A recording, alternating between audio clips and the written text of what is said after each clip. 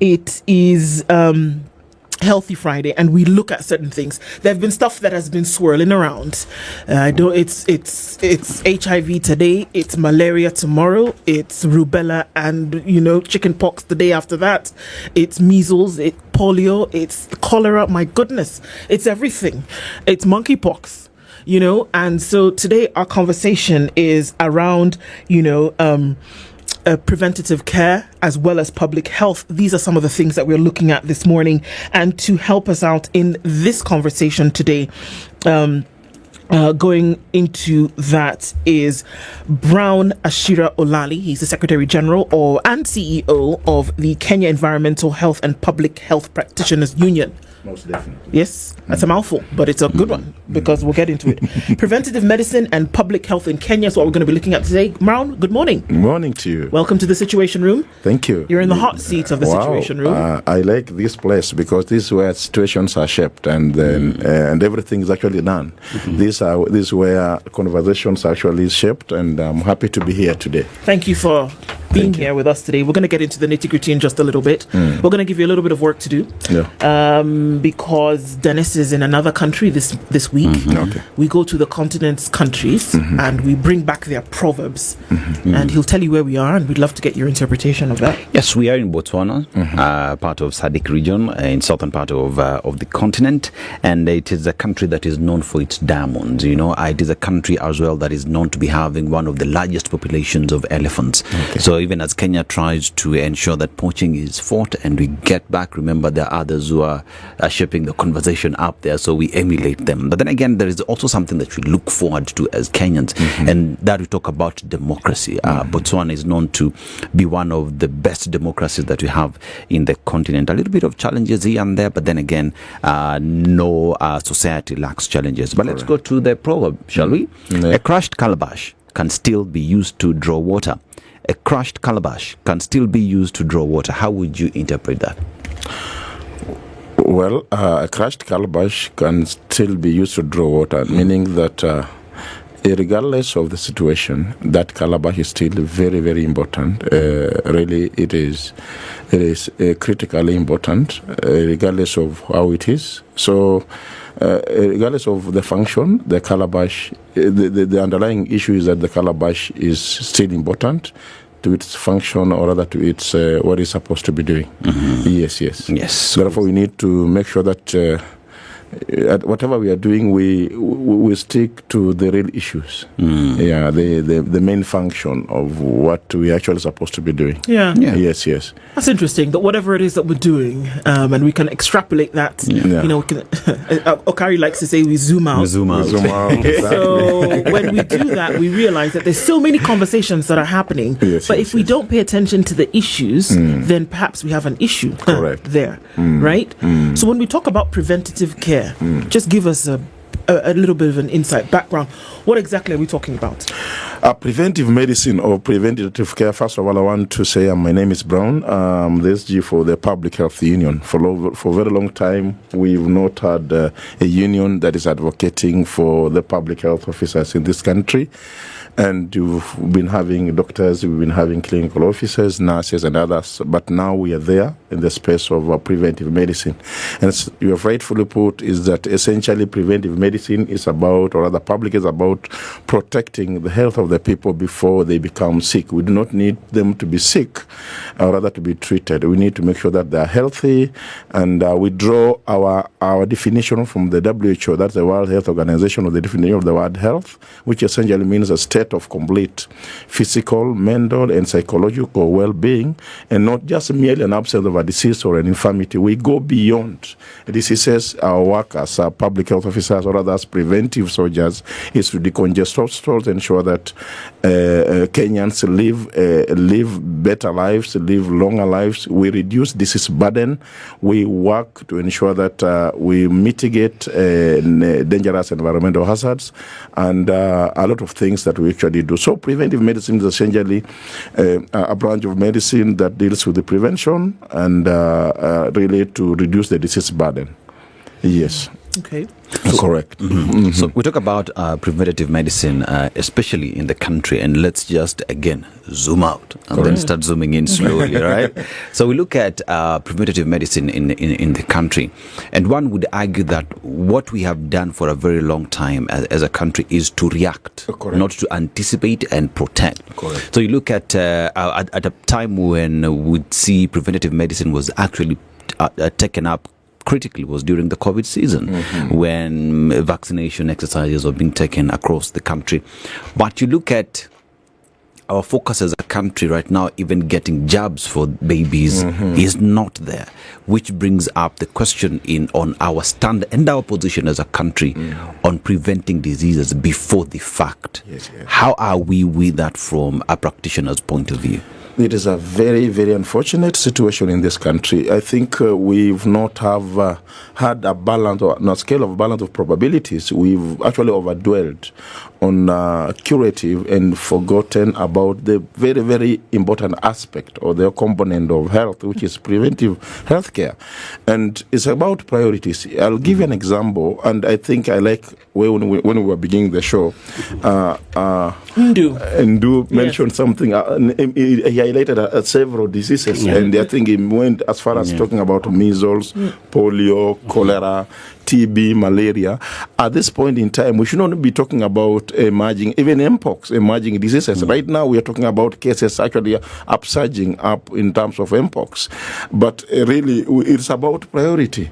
We've not really invested heavily in preventive medicine. If I can be able to jog your brain a bit, going by the budget that was actually done last time, you realize even what was given allocated to preventive medicine was very small to public health. It's actually very small. It tells you how we have misplaced priorities. And I think we had a lot of faith, and we still have faith in the current CS for health, because he said when he came in the office that he's actually going to be able to give each and every cadre an opportunity to discharge their mandate fully. And we are expecting to see public health officers coming on the front. What I'm saying is this, is that we cannot be talking about the top 10 diseases. Like the top 10 diseases are preventable, highly preventable.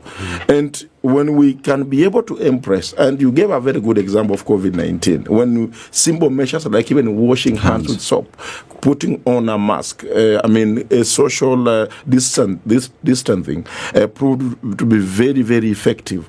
And we need to have this discussion go beyond and yonder, and even talk about cancers, non-communicable diseases, diabetes, hypertension, cancers. They're actually claiming lives, and they can actually, those non-communicable can still be cut down if we embrace healthy eating habits, even the diet, even exercise, and all those things. Those are the things that, as a country, for us to make a very important steps, we must be able to balance, and rather provide a balance of between preventive and curative. And that's why even in the Ministry of Health, we have two state departments. We have that for medical services, led by the Honorable P.S. Oluga, and the one led by the State Department of Public Health and Prevention, led by Honorable Mudhoni Muriuki. And therefore, those two state departments are actually very critical in the service delivery of the healthcare in this country. Therefore, what we need to do as a country, I think we need to balance what we do, even the funding aspect, even when we're doing recruitment. Let's make sure that whatsoever we are giving to curative, we are actually empowering the preventive side, so that we can be able to have a wholesome, a holistic approach in terms of health. Okay. Yes. Yes. You say prevention is better than cure. Correct. So from where you see it, what are the main obstacles Kenya faces implementing the preventive health programs? We have systemic, what I can say systemic problems, ranging from, they are both systemic and structural. Because when I say systemic, we are talking about in HR issues, we are talking about even financing, public health financing. Those are systemic issues. And unless we agree as a country that we really need to empower the public health sector, then we'll be still talking about measles, even this time, We'll be talking about polio even right now. So we have those systemic problems. The HR, we have the very weak surveillance systems. I mean, the public health surveillance systems. Surveillance system, we do tracking of diseases as public health. We have disease surveillance coordinators at various points. At the points of entry, we do screening and all those. But you look at even the workforce, the disease surveillance coordinators, actually very few. They retire, we don't replace them. And the workload keeps on going. The population keeps on increasing. And we don't even talk about having these disease surveillance coordinators, having these public health officers being empowered and even being capacity built. So we have systemic problems, we have financial problems, we have, of course, priority. When I talk about priorities, that there's this notion that, preventive is better than cure. But how long do we embrace that notion? We talk about prevention on this other side, then we talk about cure on this other side, but we don't even balance the two. So those are the issues that we're actually talking about. Do we get it wrong? Because let's look at how what eventually will become universal health coverage has been structured. The Social Health Authority then being the vehicle on which this is going to be delivered. Yes. And one of the tiers for a fund is critical care. Correct. So by the time you get to critical care, the prevention, you've chucked it out of the window a long time ago. Correct. So the preventative care is at the bottom of the totem pole. Correct. It's here. But the question would be, shouldn't that be where a lot of the funds go? You should have, if the model that is being chased, that critical care should actually be receiving the least amount of funds, the most funds should go to your tier one. Exactly. Should go to your primary health care. Exactly. Is that not what we're saying? That's what I'm saying, exactly. And if you look at the levels of healthcare in this country, we have up from level 1 to level 6. But if you look at level 1, where the primary healthcare is the system of Kenya in this country is like we operate like a hub and spoke. The hub is the bigger, the sub-county hospitals, and where if in the event these diseases are not managed here, we can now maybe refer them to the hub. But the spokes need to have the bigger say. And it's at that spoke, or rather that level 1, that we have most of the activities. That's where we interact with the most common one. That's where we have problems. We're talking about, we're living in a country, we have challenges in terms of even water. We have issues with the pit latrines, toilets. We don't have enough toilets. You go to a county, like, for example, I want to give an example of Turkana or Lamu. We're having still issues with the open defecation. People do not have toilets, and as if we do not bother. That's why we keep seeing a lot of cholera emerging, because there's no, number one, there's no water. We don't have enough conservancy systems. Those are the toilets, the pit latrines, and what have you. And again, the hygiene standards, if we don't have water, it means that the hygiene standards are actually very low. And we keep a lot of money we invest a lot in buying medical equipment. Like, we saw what happened in Muranga. Muranga did a good job, and I think the governor of Muranga tried to do something about dialysis. But I keep asking them, well, you put up very good machines for dialysis, you put up very nice hospitals, but how many PHOs have we employed, for example? How many public health officers have you employed? How many preventive, how many monies have you put in preventive aspect? And then he'll tell you, maybe I think we have our priorities wrong. So we need to ensure that we balance. And I keep saying at level 1 is where, if something's not done at the level 1, ensure it's not done at all. For example, it's at level 1, at that community level, at that household level, that we talk about issues to do with tobacco. For example, we talk about when you smoke tobacco, for example, you can get cancer. For example, if you don't sleep in a mosquito net, you can get, for example, malaria. For example, if you do sex, you don't practice safe sex, you can be able to get STDs or other HIV and AIDS. It is that at that level, because that's the level that you really interact with a common person. But that discussion is not there, because when we wake up, we talk about, we need to go to level 6, we need to empower, put a lot of money in level 6. But we forget that if we can be able to control it at that level 1, we can always have it done. We can reduce diseases from level 1. In fact, going up there, we might not even have much to talk about if we can be able to get it right from level 1. Brown, as I hear you speak, most of preventative aspect of public health seems as though it's just, first of all, proper communication. I'll give you an example. Correct. If you go to some parts of this country, Nyanza, you'd find huge banners, billboards, Kikipielka. There is no open defecation in this area. You know what I mean? And as you have this discussion, if you look at now how the counties now would pick up this matter, it's first of all in just having conversations with the locals on the importance of having pit latrines and not defecating in the open, and connecting that to cholera cases that could have been reported in the area.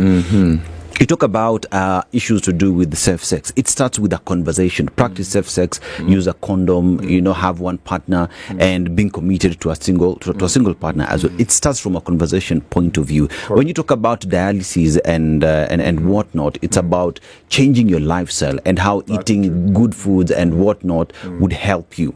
But all we think about is, to which big pharma are we going to get this medication? Which equipment are we getting in? Because we are ready to treat the sick. We are not ready to reduce the number of sick people that come to our facilities. So, which goes to now the community health promoters and whatnot. Perhaps that's the area where we should be investing more in and ensuring that the communities, Kenyans, understand the aspect of preventing themselves from getting sick. Correct. Should we be looking that way? That is true. I want to thank the president. When our president came into power, he had that understanding of preventive medicine. That's why even he went further to provide some stipend to the community health promoters. Community health promoters is not a new idea. I think I need to put it, to contextualize it. It is these people, we have been having them. They used to call community health volunteers. But again, during them times, we didn't actually have a stipend for them. But when the president came in, I think he provided a stipend for these people. A stipend meaning that actually it built their morale to be able to work. And as public health officers, we used to work with them and we supervise them. So where we get it wrong is who is advising the president. If you look at the state council, the state advisors of the president, I've been saying this as a union, we've been saying as practitioners, within the state advisors of the president, we also need to have preventive public health officers who will sit there to advise the president. As much as we're talking about cancer, as much as we're talking about medical equipment, as much as we're talking about drugs, we also need to talk about behavior change, for example, attitude change. Maybe the problem we're having in this country is not even about the diseases. It's maybe about the attitude. It's maybe about behavior. Maybe we've been eating a lot of pizza. Maybe we've been eating a lot of chips, for example. We have not been eating the right food, for example. Maybe we have deviated from what we really need to do. And maybe Kenyans need to just hear that. And maybe we reduce the disease burden. But the people who surround our president and even our CS are really, I want to say, that they appear biased towards curative. And that's why you keep seeing really emerging and re-emerging issues. I'll give an example of SHA. As you give the example, yes, give the rationale behind why it's more lucrative to be in the curative medicine space. But why should it be what will it gain when you fall sick? No, but you've just said that folks who are surrounding the president because it's lucrative, are leaning towards the curative care. Why? I mean, that's the only area you can, I don't want to mention, I think you talked about challenges, and that's an area that maybe you get the people who are governing this country, most of them are coming from that area. I think there's an issue about governance.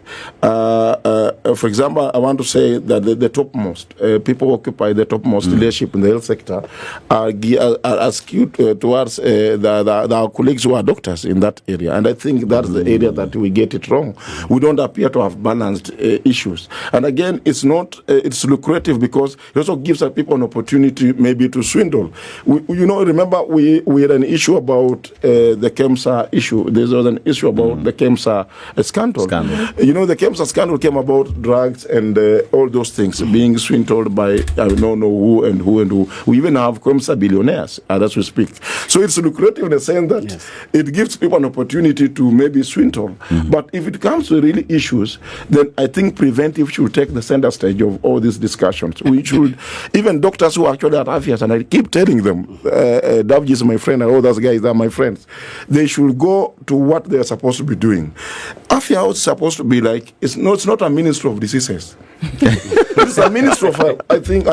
We need to have a Ministry of Health, not a Ministry of Diseases. So if we're having, good oncologists at the Ministry of Health, what are we doing? We're actually doing a disservice to the common people that they need to be serving at various facilities. So we need to, yes.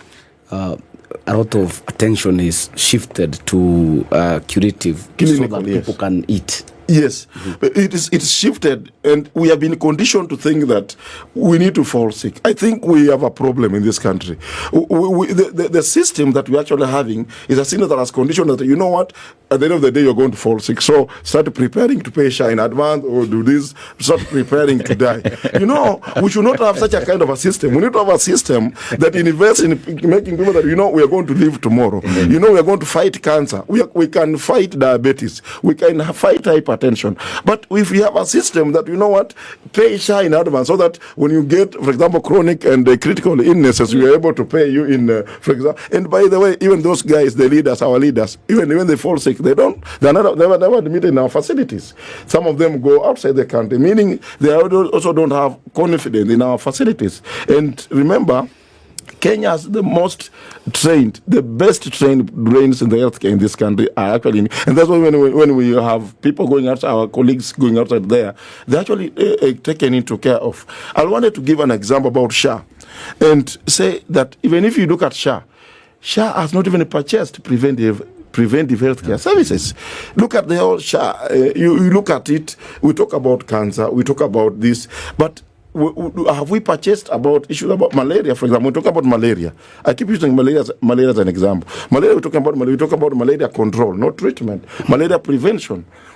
Have we purchased services like indoor spraying, for example? Have we purchased services like even establishing food and water quality labs? How would that look like? Because let's go beyond prescription. Interesting, we're talking about health. Yes. But let's go beyond prescription and to actual putting the medicine in your mouth and swallowing, right? So if we say that we're looking at the procurement of preventative healthcare services, correct, and you talk about mosquito spraying, how would that work?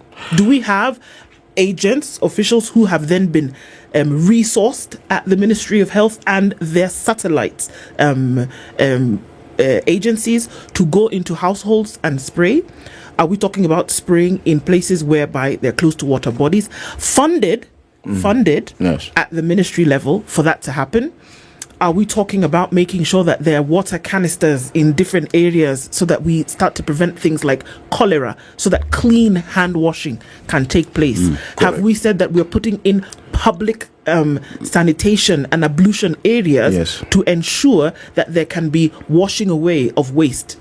Is that what we're talking about? Yes, that's what I'm saying. I'll give you a very good example to answer you.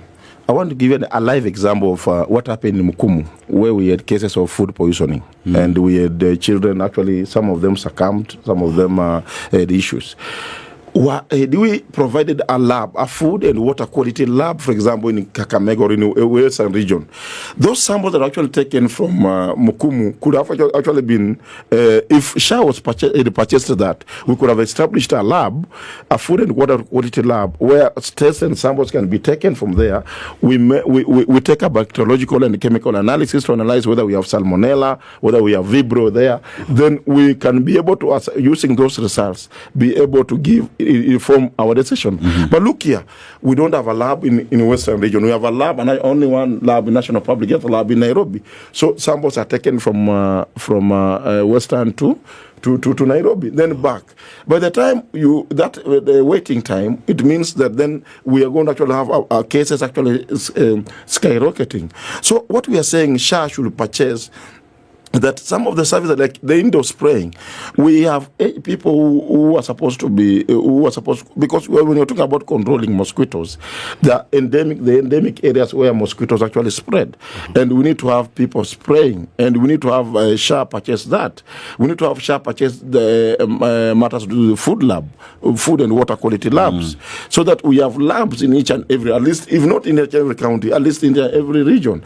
We need to have ensure that that SHA also purchase matters to do with wash activities, epidemiology, disease surveillance. When I talk about tracking of diseases, we need to ensure that SHA supports the public health officers or the disease surveillance coordinators to conduct what we are calling contact tracing of people who have been affected and actually crack down on diseases. Otherwise, when we just say, let SHA purchase this, they SHA purchase curative, then we forget about the whole element of preventive. We are likely to get it actually very wrong. And as stakeholders were available, we have been, as practitioners, we have been telling the ministry we are available to provide that advice, even to the president and even to the CS, to do that. We just need to have an open door policy. In fact, if we get inside there, we get things done, I think we can be the best. We can have the best healthcare system in this country. Now, when it comes to the issue of vaccination, yes, recently we had a campaign, and there was an ongoing vaccination on, I think, typhoid and measles. But some of the parents refused, rejected the move because of the issue of communication and consultation with stakeholders. What do you make of this? Vaccination is very important. That's is the cornerstone actually of prevention. Because when you are given a vaccine, for example, all of us, at one point we were actually vaccinated. We revive the antibodies in our body so that they can be able to fight the diseases. But you see, when there's no proper, what we're calling proper sensitization, I mean, there's a gap between the giver and the taker.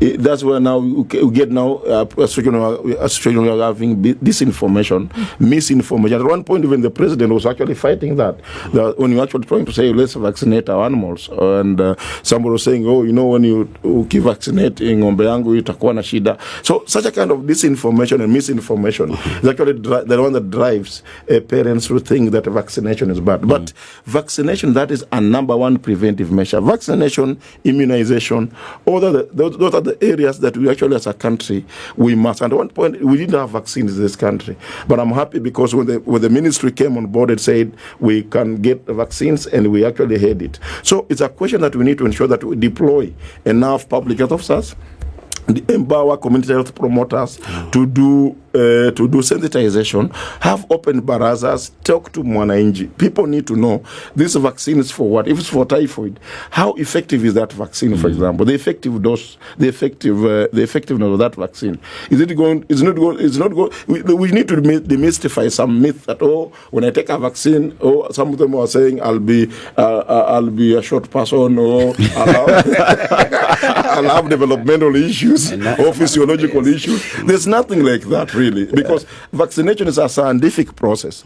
Before a vaccine is actually released to be used, there are processes that actually it undergoes, and actually will rule out other issues like of those nature. So it's a question of sensitization. But Brown, you see, even as we talk about a question of sensitization, you find that even whenever this happens, little is being done to ensure that this communication gets out there. You find that the citizenry are left to grapple with all this information at the same time.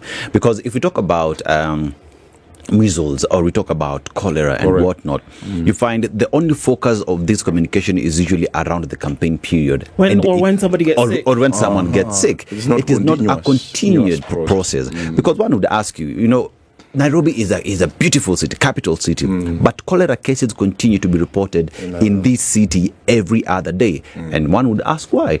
The other day I was walking outside a GPO behind that stage. And when you walk there, people are openly defecating in the CBD. You know what I mean? And then look at, so let's even go outside Kenyatta National Hospital. Outside Kenyatta National Hospital, it's now that they've just put an open, a public toilet outside Kenyatta. But previously, you'd find there are people selling foods out there. And when you want to go relieve yourself, where do you go to? These are questions we are asking.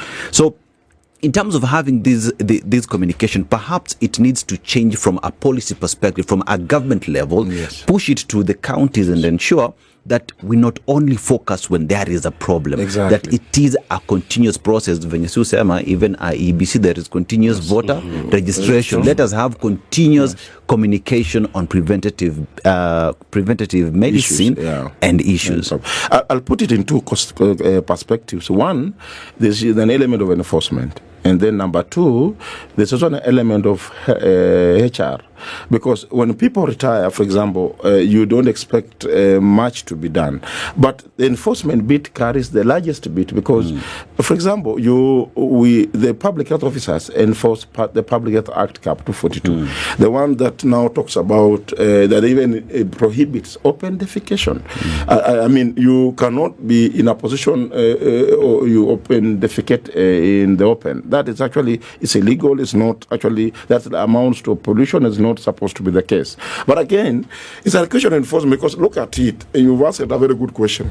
We have, how many houses do we have in Nairobi? So many houses. You have a lot of gorofas. You go, for example, in Pipeline area, you'll get like one gorofa around 700 people. But looking at the way the pipes are connected, for example, the water pipes, the sewerage pipes. I mean, those pipes move like this. And you know, assuming there's a leakage, or rather there's a leakage on one pipe or the other, that means there's a whole cholera. Because it's salmonella, vibrio, we'll have a lot of contamination. And you might remember, that's the water that we use in Nairobi. Sometimes we don't even boil water. I mean, we don't even treat it sometimes. So, I mean, it's something is more of a structural thing, is more of an enforcement thing. But for us to be able to understand that, then that debate must also be, devolved to that common person. So we need to sensitize our people. Sure. Ask them whatever you are taking, ensure that whatever you are taking is actually good. In fact, even water, don't take water from any source. If a water boozer, for example, comes and supplies you water, for example, in your home, you need to know where is it coming from? Where is that water boozer coming from? Has that water boozer been tested, for example? Do they have the KEBS requirement? Do they have the public health requirements to be able to sell that water, for example? So what we're saying essentially is that preventative care is more about structure. Exactly. Across board. It's what are children eating? It's how are we operating even as adults? It's what the construction looks like. And that's just looking at what some of our audience is saying this morning. Edwin is saying, so the infrastructure is a big problem. How it is that we're building settlements. Are we looking at the proper passage of water? Are we looking at, I mean, I'm just going to hazard one, and just because, Aseto is here and I know that he'll allow me to say, just this week, dealing with an issue of lighting in homes and ventilation in homes and how far a building is from the water table. From the water table is true. Because we're dealing with things like mold and aspiration, which is then a problem for young children. True. To me, this preventative care is not necessarily about the needle going in the arm. Exactly. But it's about things that's being done at a level whereby you enter into a system whereby preventative care is embedded. Exactly. And my mind goes to, it may sound like something so far off, but it sticks in my head that Michelle Obama, when she was First Lady of the US, she was like, we're seeing a lot of children, sick. Then they're growing up and we're seeing a lot of cancer. And then she thought, you know what, the school feeding program, what are we feeding these children when they're in school? What are we feeding them? So she had a campaign whereby the food, because the public system, everybody's food in the system is the same food. So she had said the food that we give these kids, because she, believe it or not, the US deals with urban poverty as well, and said, you know what, how about we make sure that the food these kids are eating at that level is healthy food? Can we trust the source of the food that goes in? Are we going to just toss some chicken around because it's kids and we need to do it en masse, in bulk? So she was very deliberate about what that program did to then change the public feeding program at the school level. And you won't see the results today, but likely those kids 8 years ago who are graduating from college in the next 10 years, you will see cases like cancer dropping. Yes. But because of what they've done at the preventative level. And is that not the kind of structural intervention that we're talking about? But what is needed for that to happen? What's needed for that to happen? We have school feeding programs in Kenya. Correct. We have like we said, Dennis was saying, we have to wait for somebody to get sick. Then we say, oh, hang on a minute, there's cholera. I mean, for goodness sake. What about the structure in place? I'll say, as public health officers, part of our routine mandates is to continue doing what we are saying: routine inspections, routine interventions, routine continuous routine inspections to ensure that whatsoever we are consuming, whatever Kenyans are consuming, is actually up to standards. But I'll talk of a political goodwill. You know, I'll give an example of Nairobi. Nairobi has a school feeding program being sponsored by a very good program being sponsored by the executive governor. But if you look at that program itself, the kind of the people who manage that program, it's actually going to be a problem, because really we do not care where how that program is actually run. If you look at the housing issue in this country, has been an issue. We are busy building houses. We don't care whether those houses have they have the capacity. For example, the capacity. When I'm talking about the capacity, I mean even the conservancy, the drainage system. I'm talking about the ventilation and lighting, because most of the issues that actually happen, we have a whole component called indoor pollution, indoor air pollution. Yes. And if, for example, you're in such a place and there's no adequate ventilation of air, I mean, this through ventilation of air, you realize that you are likely to develop respiratory issues.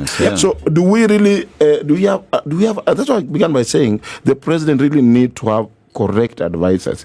The housing projects are good project, but again, we need to ensure that that project, before that house is occupied, we have something we call certificate of occupation, a certificate of fitness. We have to declare that the house is fit for human occupation before anybody else occupies. We have to balance the politics and the health, because if we just allow, this house has been now complete, now we launch it without really passing, being cleared fit. I mean, we actually also committing. It's going to be a time bomb in the future, because when we have a house that's occupying more than several people, we don't care whether the conservant system is actually in place, the ventilation lighting is actually okay, the water system is okay. We actually putting a lot of burden to the healthcare system, and those are the things that actually we need to be talking about. Let's try and go to the nitty-gritties. For example, even for food to be prepared well, maybe you are actually a food handler. You need to be undergo medical certification. Have a food handler certificate or other medical certificate. For example, you're free from typhoid, for example, so that when you are cooking for us or other cooking for our children, you are not transmitting that typhoid to our children, to our food, because eventually these toxins, we call them toxins, usually, or microorganisms, usually end up in the food chain. So our main area of focus as public health officers is to ensure that we cut, or rather we delink the channel of movement, and that's what we're supposed to be doing. So really, we need to have a lot of political goodwill. We need to have priority areas, for example, in preventive healthcare, and ensure that, for example, we need to do a lot of investments in financing in public health, so that those areas are actually be addressed, and ensure that we reduce the diseases, we reduce the cancers, and we reduce even the cholera, and even if possible, we get rid of polio and all those things. And I'm sure it's possible. So if, for example, you are handed the docket for health, yes, which could be the urgent preventive policy would you take? Waziri Brown. Number one, I'll put a lot of more emphasis on prevention. I'll put emphasis on the Public Health Act. You know, the Public Health Act, Cap 242, is one of the greatest acts. In fact, that's the act that even the former president used to control COVID-19. We invoked the provisions of Public Cap 242 to control COVID-19, even to control Mpox, even all those things. So if I was even the minister right now, I'll put more emphasis on the Public Health Act. I'll try and ensure that we give more leverage to prevention than to curative, because really, if we need to have a good and a prosperous nation, you don't talk about a needle. You need to be talking about how to prevent that person to be better, and you need to put in more efforts on prevention, pass laws regarding environmental health laws and sanitation laws, pass laws regarding food and safety laws, pass laws regarding occupational health and safety, because it's those laws that are actually supposed to be protecting the people and protecting the Kenyans at large. You see, when you're having this discussion, we've pointed out where the problem is and a solution that is there. But one would say perhaps now as a union, one would argue or would insist that you start having this discussion to the powers that be, because you have more access as compared to Kawaida Mwananchi. Correct. And one of the easiest thing that one would look at, I still go back to what I experienced outside GPO, because it's crazy, man. You get choked by the smell of urine and looking at feces in the middle of the town. You ask yourself, what are we doing? But then again, if you speak to, say, the street families, if you want to use a public toilet in Nairobi, you have to pay for it. Correct. A lot of people are unable to pay that 20 shillings to use that facility. So then how are we having this discussion with policymakers, with these officers, to make it easier to start having these discussions, so that even when you talk about health being handled by the county, that one of the priority areas that they look into is to ensuring that, first of all these public toilets are accessible, they are clean, and that enforcement as well takes place. Because we will talk here, but if you don't take this conversation to them, there is nothing really that they would do. I agree with you 100%. I'd rather have a toilet that I pay for, regardless of the money, than not to have a toilet at all. Because, like you've rightfully said, if it is what's happening at the CBD, for example, people urinating in the open and maybe defecating in the open, that is a very serious issue. And I think where I sit, I think the county government of Nairobi is doing a lot. We need to do better. I am saying we can do better. We have a lot of goodwill. There's a lot of goodwill from the governor and the rest. I think the system that the governor has put in place, he can do better. So we need to avoid such issues like overcharging people. I think we need to make sanitary facilities accessible and available for use, because really I think we need to also bring it down. Hata kama ni ya kuosha, because I know they always say that money is for maybe cleanliness and maybe to pay some workers there who are actually working in the sanitary, those abolition blocks and what have you. But the underlying issue should be to make the sanitary facilities accessible and available for use by the commoners. Because if the common manager doesn't have maybe the sanitary facilities, that's why he ends up maybe urinating in the open. And therefore, we need to also to health educate. Maybe provide health education to our members of the public and ask them kindly, if you see a sanitary facility, you rather use that instead of actually trying really to destroy our city. I mean, we have a very beautiful city, Nairobi. And I mean, apart from someone was telling us, in East and Central Africa, Nairobi, really, we are proud of having a very nice, very beautiful city. We can't afford to dirtify it with open defecation and open urination. Those are the things that we need to actually tell our colleagues, the Kenyans, to ensure that we at least try to use the toilets, and also try to use, once you use the toilet, also wash your hands. And when you greet people, and you are actually very clean. Yes. Hey. Or you fist bump. or you fist bump, which is a more sanitary way of exactly. Yes, or you feel exactly. If we look at what we are in the throes of, what many had described as the next health emergency, with non-communicable diseases, cancer and heart disease being two of those. Cancer, if you look at it, one of the reasons why it was not preventable per se is because of the cost of the preventive care itself. Correct. If we look at the two top cancers in Kenya, across it's breast cancer and then cervical cancer, the cancers that affect men are lower on the spectrum than these others. True. But that go across board. So number one, breast cancer. Number two, the preventative care is the scanning and the treatment. Pap smear for cervical cancer, mammogram for breast cancer. Before, they were very expensive, and still to some extent they are in terms of screening. When we look at in public hospitals, between 200 and 500 shillings to do the scan, and we can say that that's a little bit of money. But if we look at the truth, The it is a lot of money. That's true. That somebody would have to look for 500 shillings to then go and get in a government hospital a mammogram. A mammogram, yes. In some cases, it is free, but they're not so many. Private hospitals, you look at between 1,000 to 3,000 shillings to be able to get this, just to kind of see what's going on. How does the issue of cost for prevention play in ensuring that we can actually be focusing on preventative care and not towards curative? And that's why we are saying we have 3 levels of prevention. We have the primary level, the secondary level, and the tertiary level. At the primary level, we try to ensure that we prevent. We don't want people, for example, vaccination that we've said, and things to do with healthy lifestyles and what have you. At the secondary level is when we try to prevent the disease from, for example, cancer, like we've said. Things like screening, for example. It's easier when you detect it earlier and then it's treated as opposed to waiting to go up to whichever level to be now starting getting those expensive treatments. But I'll also want to say that we have Ashira. We have 3 schemes that the social health authority actually does. We have the primary health care fund, we have the social health care fund, the critical and the critical fund that are really supposed to take your funds. Cancers. But we are actually trying to ensure that we need to ensure that we do screening at the secondary level. We ensure that we do screening. If you, for example, you do a screen and then maybe you get by bad luck or whichever way you have cancer, no cancer is good. Whichever breast or whichever can be prostate, no cancer is good.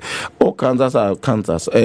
We need to ensure that you get those early when you're detected early, it can be treated and it can be also actually be taken care of. We have people who are actually surviving with cancer who detected early and are actually living well, good lives. So what I can say is that let's ensure that we do that prevention. We ensure that the costs that we actually be able to, we foresee being incurring at the treatment level, we can minimize those costs by ensuring that we get the screening done early, identify detect the disease, and try to work on the disease to ensure that it does not actually grow or rather multiply. Brown, one would ask, if we just handled our preventative aspect of medication in this country, just how less of a burden would it be for us to treat these diseases?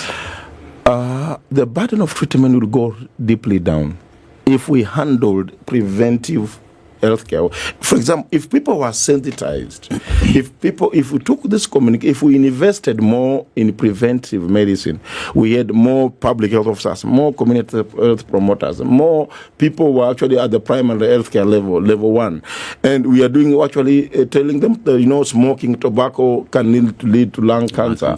Doing this can do this. People get to understand, and people are always attached to a health facility. For example, if I get, for example, a headache, I'll most definitely rush to a healthcare facility.